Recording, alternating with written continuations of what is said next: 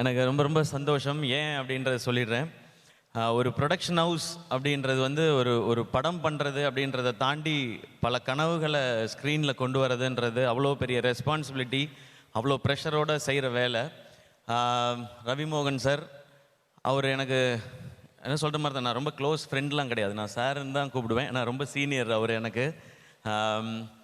ஆள் பார்க்க அப்படியே நம்ம செட்டு மாதிரி தான் இருக்கார் எப்போவும். பட் இண்டஸ்ட்ரியில் ரொம்ப ரொம்ப சீனியர்.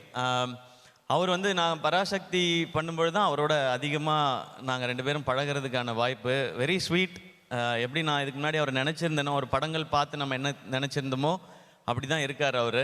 அண்ட் இந்த ஃபங்க்ஷனுக்கு வரணும் அப்படின்னு சொல்லி கால் பண்ணது, இன்வைட் பண்ணது மட்டும் இல்லாமல் அதை ரிமைண்ட் பண்ணார். நேற்று கூப்பிட்டு கண்டிப்பாக வந்துடணும் ப்ரோ நீங்கள் அப்படின்னு சொன்னார். நான் கண்டிப்பாக வரேன் சார் அப்படின்னு சொல்லிட்டு வந்தேன் நான். அண்ட் நீங்கள் வந்து பார்க்கும்பொழுது அவருக்கு உள்ளே இருக்கிற அவ்வளோ கனவு, பேஷன் அத்தனைக்கும் வடிவம் கொடுக்குற, எல்லாமே செய்யணும்னு நினைக்கிறாரு. ஒரு நடிகராக, ஒரு தயாரிப்பு நிறுவனத்தில் ஒரு நடிகராக பண்ணுற ப்ரோ கோட், அது வந்து அண்ட் ஒவ்வொன்றும் ஒவ்வொரு ஜானர்ஸில் இருக்குது. எனக்கு தெரிஞ்சு அதனால தான் அவர் வந்து ரொம்ப வேர்சட்டைலாக இருக்காருன்னு நினைக்கிறேன். அப்படி தான் ஒரு ப்ரொடக்ஷன் ஹவுஸும் இருக்க போகுது. ப்ரோ கோட் ஃபஸ்ட்டு சொல்லிடுறேன், அது வந்து ஒரு ஃபென்டாஸ்டிக்காக இருந்துச்சு அந்த ப்ரோமோ. நான் ஒரு 10 நாள் முன்னாடியே பார்த்துட்டேன், அது திருட்டுத்தனமாக பார்த்துட்டேன் நான். கார்த்திக் யோகி காம்ஷாப்பில். கார்த்திக் யோகி ப்ரோ உங்களுக்கு வாழ்த்துக்கள், படத்தில் நடிக்கிற எல்லாருக்கும் வாழ்த்துக்கள். ரொம்ப என்டர்டெய்னிங்காக இருந்தது, எனக்கு அது ரொம்ப பிடிச்ச ஜானர் அது. கார்த்திக் யோகிட்ட பார்த்தோன்னே கேட்டேன், ப்ரோமோ சூப்பராக இருக்குது அப்படின்னு ஃபஸ்ட்டு சொல்லுவேன் நான் எதிர்பார்த்தாரு. ப்ரோமோ சூப்பராக இருக்குன்னு சொல்லிட்டு ஃபஸ்ட் ஹாஃப் காமிச்சிட்டிங்க, செகண்ட் ஹாஃப் எப்போ காட்டுவீங்க அப்படின்னு கேட்டேன் நான். அவ்வளோ ஃபன் இதுலேயே இருந்துச்சு. அண்ட் அந்த ஃபிலிம் டெஃபினட்டாக ஒரு என்டர்டெய்னிங் ஃபிலிமாக இருக்கும், ஷுவர் சக்ஸஸாக இருக்கும். அண்ட் டைட்டிலே சூப்பர், ப்ரோ கோட்னும் போதே அதுக்கு தேவையான அனைத்தும் வந்துடுச்சு. ஸோ ரவிமோகன் ஸ்டுடியோஸில் நீங்கள் ஆக்டராக பண்ணுற அந்த ஃபிலிம்க்கு என்னுடைய விஷஸ் சார். அடுத்து யோகி பாபு, அவரை பற்றி சொல்லவே வேணாம் நமக்கு. அவர் வந்து தன்னை ஒரு காமெடினா அவர் லிமிட் பண்ணிக்கிட்டதே கிடையாது. ஒரு அமேசிங்கான பெர்ஃபார்மர். அவரை பார்க்குற எல்லாருக்குமே அது பிடிக்கும். அவருக்கு ஏற்ற டைட்டில் ஒரு ஆர்டினரி மேனோட எக்ஸ்ட்ராடினரி ஜேர்னி தான் இந்த படமாக இருக்குன்றது எனக்கு தெரியுது. அதை பார்க்கும்போது அதுக்கு பர்ஃபெக்டான ஒரு ஹீரோ. அவர் வந்து கேட்டால் குரு, நம்ம காமெடி குரு, ஆல்வேஸ் காமெடி குருன்னுவார். பட் அவருக்குள்ளே அப்படி ஒரு ஹீரோ இருக்காங்க. அண்ட் டிரெக்டராக நீங்கள் எடுத்துக்கிற அந்த ஸ்டெப்புக்கு, ஏன்னா ஒரு ஹீரோ டைரக்டர் ஆகணும்னு நினைக்கிறதே வந்து ரொம்ப ஒரு பெரிய ஒரு சாய்ஸ், அது பெரிய டெசிஷன் அது. அவர் சின்ன வயசுலேருந்து சினிமாவை பார்க்குறதுனால இந்த முடிவை அவரால் கான்ஃபிடென்ட்டாக எடுக்க முடியுது. எல்லாருக்கும் ஆசை வரும், நம்மளும் டைரக்ட் பண்ணலாமே அப்படின்னா. ஆனால் அது சாதாரண வேலை இல்லை. எல்லா கிராஃப்டையும் தெரிஞ்சு அதை கண்ட்ரோல் பண்ணி, ஏன்னா ஒரு கதை எழுதிட்டா மட்டும் டைரக்டர் ஆகிட முடியாது. அந்த ஃபிலிம் மேக்கிங் அப்படின்றது மொத்தமாக தெரியணும். அது இந்த டைட்டிலில், ப்ரோமோவில், அவரோட டேஸ்ட்டில் தெரியுது. அந்த ஃபிலிம் ஸ்பெஷலாக இருக்கும் ஒரு டிரெக்டராக. அண்ட் அதுக்கும் என்னுடைய வாழ்த்துக்கள். ஏன்னா வெரி ஃபியூ ஆக்டர்ஸ்க்கு வந்து டிரெக்டர் ஆகிற குவாலிட்டி இருக்கும். அது எனக்கு தெரிஞ்சு ரவி சாருக்கு இருக்குது, கார்த்திக் சாருக்கு இருக்குதுன்னு நினைக்கிறேன். ஏன்னா அவங்களாம் நிறைய ஒர்க் பண்ணுறோம். உங்களுக்கும் ஆசை இருக்குன்னு தெரியும் சார். அடுத்து நீங்கள் இப்போ பண்ணுவீங்க நீங்கள். அண்ட் அடுத்த ஜென்ரேஷனில் செட்டில் நான் டைரக்டர் ஆகிற குவாலிட்டி இருக்குது பார்க்குறது நான் மணிகண்டன் பார்க்குறேன். நான் அவர் சீக்கிரம் டைரக்டர் ஆகிடுவான்ற நம்பிக்கை எனக்கு இருக்குது, ஆகணுன்ற ஆசையும் எனக்கு இருக்குது. இந்த மாதிரி ஆக்டர்ஸ் டைரக்டர் ஆகும்போது நமக்கு ஒரு ஸ்பெஷல் இது, நம்மளால் முடியாது நம்ம ஆட்கள் பண்ணுறாங்க அப்படின்றது. அண்ட் அடுத்து இந்த ஃபிலிம் காக்கி ஸ்குவாட், நல்ல டீசர், ரொம்ப ப்ராமிசிங்கான ஒரு டீசர். அண்ட் கண்ணா ரவி, அவரோட மண்டேலா, குருதி ஆட்டம், அண்ட் இப்போது கூலி வரைக்கும் அவருடைய பெர்ஃபார்மன்ஸ் நான் பார்த்து ரசிச்சிட்டே இருக்கேன். அதில் ஒரு என்னமோ ஒரு ஈர்ப்பு இருக்கும் அவர் பெர்ஃபார்ம் பண்ணும்போது. மண்டேலால் நான் ரொம்ப ரொம்ப ரசித்தேன். இந்த படத்துலேயும் அந்த இன்டென்சிட்டி இருக்குது. அண்ட் படத்தோட டைரக்டர் சக்தி, அவரும் எனக்கு தெரியும், ஏற்கனவே 3 படம் எடுத்திருக்காரு. அவர் எக்ஸிக்யூட்டிவ் ப்ரொடியூசராக ஒர்க் பண்ணுறாரு, படமும் டைரக்ட் பண்ணுறாரு. எந்த டைமில் இது ரெண்டையும் பேலன்ஸ் பண்ணி பண்ணுறான்னு தெரியல. அண்ட் இந்த என்டையர் காக்கி ஸ்குவாட் டீமுக்கும் என்னோடய விஷஸ். இதை ப்ரெசென்ட் பண்ணுறது இன்னும் ஒரு சூப்பர் இனிஷியேட்டிவ். இப்போ இன்னொரு ஸ்டூடியோ பேக் பண்ணுறதுக்கு வந்துருச்சு. ஸோ எங்கே வேணாலும் வைல்டாக ஒரு கண்டென்ட் திங்க் பண்ணலாம். நான் அப்படி சில படங்களை நான் ப்ரெசென்ட் பண்ணிகிட்டு இருக்கேன். இந்த மாதிரி எனக்கு தெரிஞ்ச எல்லா ஹீரோஸும் சேர்ந்து ஒரு 10-15 ஸ்டூடியோ ஆரம்பிச்சிட்டா, இதை ப்ரெசென்ட் மட்டுமே பண்ணால் நிறைய நல்ல கண்டென்ட்டுக்கு எங்கள் மேலே படுற வெளிச்சம் அதன் மேலே பட்டால், நாங்கள் இவ்வளோ நாள் மக்கள் எங்களுக்கு கொடுத்து அந்த இடத்த சரியாக பயன்படுத்திக்கிறோன்ற அந்த ஃபீல் இருக்கும். அதை ரவி சார் இந்த படத்தில் பண்ணுறார். ஸோ இந்த 3 படங்களும் சிறப்பாக பெரிய சக்ஸஸ் ஆகட்டும். அதனுடைய சக்ஸஸ் மீட்டையும் இங்கே வைங்க, வந்து எல்லோரும் செலிப்ரேட் பண்ணிட்டு போகிறோம். ஏன்னா அதுவும் ரொம்ப முக்கியம். அது நடந்தால் தான் இது கம்ப்ளீட் ஆகும்னு நான் நம்புகிறேன். அண்ட் தேங்க்யூ என்னை இங்கே இன்வைட் பண்ணதுக்கு சார், வெரி ஸ்பெஷல். அண்ட் இன்னும் ரொம்ப சந்தோஷம், உங்களையும் ஜெனீலியா மேமையும் அந்த இதில் பார்த்தது. எனக்கு உங்களை ரொம்ப ரொம்ப பிடிக்கும் ஜெனீலியா மேம். சார் பிடிக்கும் சார்.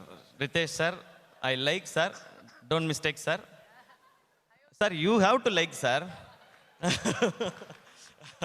அண்ட் அந்த படம் ரொம்ப ஸ்பெஷல். நான் காலேஜ் படிக்கும்போது 2-3 தடவை அந்த படத்தை பார்த்துருக்கேன் நான். ஸோ அதை இந்த ஸ்டேஜில் பார்த்ததும் ஒரு நல்லா இருந்துச்சு. அது ஒரு நாஸ்டால்ஜிக் ஃபீலாக இருந்தது. அண்ட் நீங்கள் 2 பேரும் திரும்ப சேர்ந்து ஒரு படம் பண்ணோம் ரவி சார், சீக்கிரம். அண்ட் ரொம்ப சந்தோஷம். அண்ட் இந்த டீம் இதுக்கு பின்னாடி ஒர்க் பண்ணிகிட்டு இருக்க அத்தனை பேருக்கும், ஐ திங்க் ஷாம் இங்கே இருக்கான்னு நினைக்கிறேன். ஷாமுக்கு எல்லாருக்கும் என்னுடைய பெஸ்ட் விஷஸ். ஷாம் வந்து என் கூட இதில் ஒர்க் பண்ணவன். சாரி அவன் சொல்கிறேன், அவர் வந்து சிஓஓவாக இருக்கார்ல சார். சிஓஓ ஷாம் சார், உங்களுக்கு என்னுடைய பெஸ்ட் விஷஸ் சார்.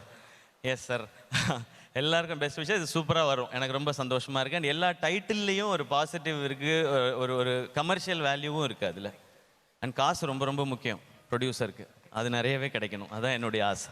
அந்த கடைசி விஷயம் சொல்லும்போது மட்டும் எப்படி சொல்றீங்க பாத்தீங்களா, எவ்வளவு ஃபீல் பண்ணிட்டு சொல்றீங்க. ஒரு அனுபவம் வலி வேதனை நிறைய இருக்குது. ஆனாலும் இந்த மாதிரி ஸ்டுடியோஸ், இந்த ப்ரொடக்ஷன் தர்ற சந்தோஷம் எனக்கு நான் நடிக்கிற படம் எதுவுமே எனக்கு தர்றதில்லை. ஏன்னா ப்ரொடக்ஷனில் கிடைக்கிற லிபர்ட்டியும் அதில் நம்ம கற்றுக்கிறதும் 100% நான் நடிக்கிற படத்தில் எனக்கு கிடைக்கிறதே இல்லை. நான் இப்போ கூட நெக்ஸ்ட் ஒரு ஃபிலிம் ஒன்று ப்ரொடியூஸ் பண்ணியிருக்கேன். அந்த படத்தை எடிட் பண்ணி அவுட் பார்க்கும்போது அன்றைக்கி நைட்டில் எனக்கு தூக்கமே வரல. அதுதான் எனக்கு தெரிஞ்சு ஒரு அம்மாவுக்கு இருக்கிற ஃபீல் வந்து கிட்டத்தட்ட அது ப்ரொடியூஸ் பண்ணி ஒரு ப்ராடக்டை வந்து நல்ல ப்ராடக்ட் எடுத்து பார்க்கும்பொழுது அந்த ஃபீல் அது டெஃபினட்டாக இருக்குது. அது நிறைய பேர் சொல்லி கேட்டிருக்கேன், அதை நான் அனுபவிச்சதுனால சொல்கிறேன். ப்ரொடக்ஷன் சூப்பர், அதை இன்னும் நிறையா பண்ணணும். இங்கே எல்லாம் பயமுறுத்தி வச்சுருக்குறாங்க. ரவி சார், உங்களுக்கு முன்னாடி நான் ப்ரொடக்ஷன் ஆரம்பித்ததுனால அதில் மட்டும் நான் கொஞ்சம் சீனியர். நீ எனிதிங் என்ன நீங்கள் கேட்கலாம், என்னுடைய அனுபவங்களே நீங்கள் பகிர்ந்துக்கலாம். உங்கள்கிட்ட இருக்க மற்ற அனுபவத்தை நான் பகிர்ந்துக்கிறேன் சார். ப்ரோ கோட், இந்த ப்ரோ கோட் ஓகே. பராசக்தி செட்டில் இந்த ப்ரோ கோட் எப்படி இருந்துச்சு அப்படி? பராசக்தி செட்ல நல்லா ஜாலியா பேசிட்டு இருப்போம். அது எப்படி ஜாலியா பேசிட்டு இருப்பீங்க? ஹீரோ ஆன்டி ஹீரோ வில்லத்தனமான ஒரு ரோல் வேற எழுதி இருக்காங்க சுதா மேம் அப்படி. அது ஆக்ஷன் சொன்ன அப்புறம் தானே, அதுக்காக 2 பேரும் அடிச்சுக்கிட்டே வர முடியும். நீ லஞ்சுக்கு போறியா, நானும் லஞ்சுக்கு போவேன், நீ பிரியாணி சாப்பிட்றியா, நான் பரோட்டா சாப்பிட்றேன், அப்படி பண்ண முடியாது இல்லை. ஸோ அதனால அது அந்த டேக் வரும்போது 2 பேரும் முறைச்சிக்கணும். But how is the experience Siva இவரோட நடிக்கிறது? ஃபர்ஸ்ட் டே மட்டும் எனக்கு கொஞ்சம் வித்தியாசமாக இருந்தது. ஏன்னா அவரை நான் இது வரைக்கும் பார்த்ததெல்லாம் கண்ணு முன்னாடி வந்து போகும் இல்லையா, அவருடைய படங்கள் எல்லாம் நம்ம பார்த்தது. ஸோ அவருக்கு ஆப்போசிட்டாக நம்ம நடிக்கிறோம் போது அது ஒரு ஸ்பெஷல் ஃபீல் தான் அது. பட் போக போக செட் ஆகிட்டோம். எங்களுடைய ரோல் ரொம்ப ஜாலியாலாம் இருக்க முடியாதுங்க. ஏன்னா சுதா மேம் அந்த மாதிரி உங்களுக்கே தெரியும். அது நான் பராசக்தி வரும்போது சொல்கிறதுக்கு நிறையா இருக்குது, அப்போ சொல்கிறேன். அதி முக்கிய விவரங்களை அனைவருக்கும் புரிய வைக்கும் பாட்காஸ்ட். தவிர்க்க முடியாத முதல் மக்கள் வளைகுடா நாடுகள் பிரான்சிஸுக்கு பிரியா சம்பவங்களை தேடி களத்திற்கே உங்களை அழைத்து செல்லும் ஸ்பாட்லைட். அங்க இருக்கக்கூடிய கள விவரங்கள் என்ன? அமலாக்கத்துறை கடந்த 5 வருஷமாவே சார் எனக்கு ரொம்ப பிடிக்கும் அவர் வர்றதுக்காக. எங்களுடைய நியாயமான கோரிக்கை. Even at the cost of stopping. பார்வையாளர்களையும் செய்திக்குள் பங்கெடுக்க செய்யும் மக்கள் குரல். 50 ரூபாய் எங்களுக்கு தண்ணிக்கு ஒரு தீர்வே இல்லைங்க 10 வருஷமா. எங்களுக்கு சரியான ஒரு விடிவு கிடைக்கவில்லை. 60,000 ஏக்கருக்கு தான் கேட்கிறோம், பிச்சை கேட்கறாங்க.